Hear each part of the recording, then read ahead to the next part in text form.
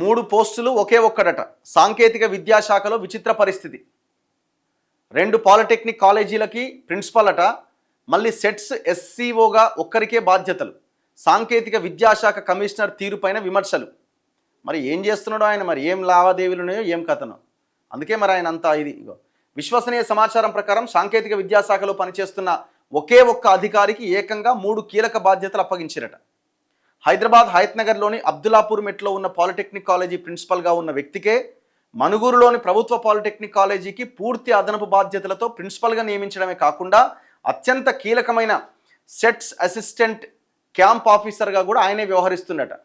మరి మనుషులు లేరా, అర్హులు లేరా అంటే అర్హులు కూడా ఉన్నారట. మళ్ళా అర్హులున్నా కొందరికి అందలం. శాఖలో సమాన అర్హతలు సీనియారిటీ కలిగిన అధికారులు ఎందరో ఉన్నప్పటికీ వారిని పక్కన పెట్టి ఒకే వ్యక్తికి ఇన్ని పదవులు కట్టబెట్టడం వెనుక ఆంతర్యం ఏంటనే చర్చ సాంకేతిక విద్యాశాఖలో జోరుగా సాగుతోంది. కమిషనరేట్లో ఆంధ్ర ఉన్నతాధికారులు తెలంగాణకు చెందిన వారిని కాకుండా ఆంధ్రాకు చెందిన వారికే కీలక బాధ్యతలు అప్పగిస్తున్నారు అని విద్యార్థి సంఘాలు, అటు అంతర్గతంగా డిపార్ట్మెంట్లో చర్చ నడుస్తోంది. నిబంధనల ప్రకారం ఒకే వ్యక్తి ఒకే సమయంలో ఇన్ని కీలక బాధ్యతలు సక్రమంగా నిర్వహించడం అసాధ్యం.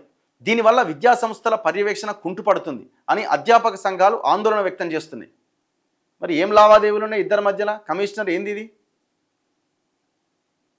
ఎక్కడే అబ్దుల్లాపూర్ మెట్టు, ఎక్కడి మనుగురు పాలిటెక్, ఎక్కడ కాలేజీ? ఏమైనా సంబంధం ఉందా? ఈ నుంచి ఆడికి పోతానికి తెల్లారుతుంది, 5-6 గంటల జర్నీ. మరి ఆడికి ఎప్పుడు పోతాడు, ఈడికి ఎప్పుడు వస్తాడు? ఎట్లా పర్యవేక్షిస్తాడు? 2 కాలేజీలట, మళ్ళీ ఇంకేందో సెట్స్ అసిస్టెంట్ క్యాంప్ ఆఫీసర్ అట.